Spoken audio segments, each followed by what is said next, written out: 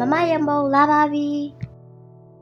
မမရမုံကဒီနေ့မှာတော့ပုံပြင်လေးတစ်ပုဒ်ကိုပြပြသွားပါမယ်ပုံပြင်လေးရဲ့နာမည်ကတော့ဥကလေးနှလုံးပုံပြင်လို့ခေါ်ပါတယ်ကဲပုံပြင်လေးကိုတူတူနားဆင်လိုက်ကြရအောင်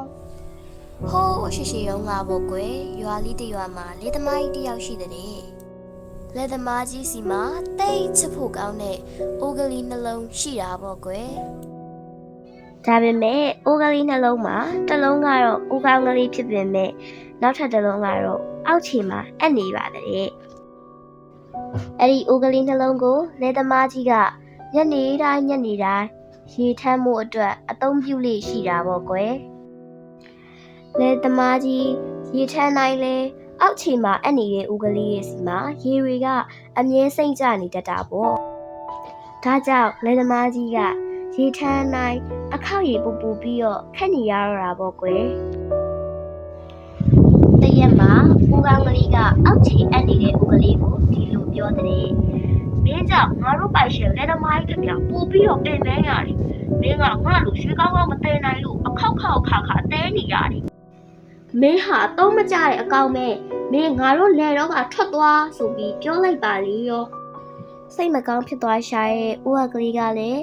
သူလဲတော့ကနေထွက်သွားတော့မယ်လို့ဆုံးဖြတ်ချက်ချလိုက်တာပေါ့ကွယ်ဆုံးဖြတ်ချက်ချပြီးရဲ့နောက်မှာတော့ဥကကလေးကလက်သမားကြီးစီကိုသွားပြီးတော့လက်သမားကြီးကိုတွားတောင်းပန်တဲ့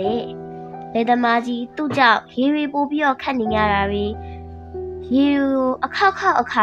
က်နေရတာတွေကိုလည်းတွားတောင်းပန်တဲ့လေသမားကြီးကိုလည်းသူ့ကိုစွန့်ပစ်လိုက်ပါတော့လို့တွားပြောပါတယ်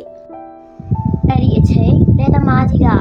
အိုးကလေးရဲ့မင်းဟာအတော့မဝင်တဲ့အိုးမဟုတ်ပါဘူး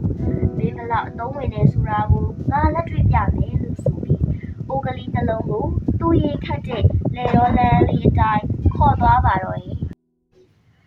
လေသမားကြီးရေထမ်းတဲ့တောလန်းကလေးကိုရောက်သွားတဲ့အချိန်မှာ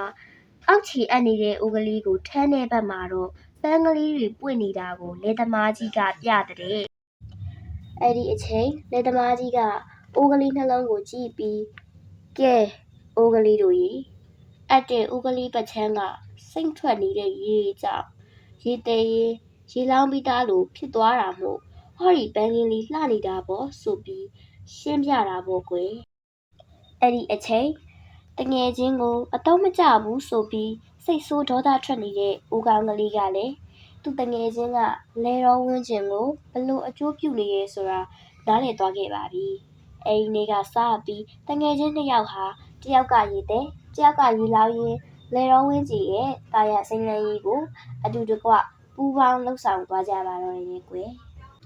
ပုံမြင်လေးကတော့ဒါပါပဲကွယ်မမရမုံရဲ့ဗီဒီယိုလေးကိုအခုလိုအဆုံးထိကြည့်ရှုပေးရဲ့သူတွေအားလုံးကိုမမရမုံကကျေးဇူးအများကြီးတင်ပါတယ်နောက်ထပ်ဗီဒီယိုတွေမှာပြန်ဆောင်ကြမယ်နော်ဘိုင်ဘိုင်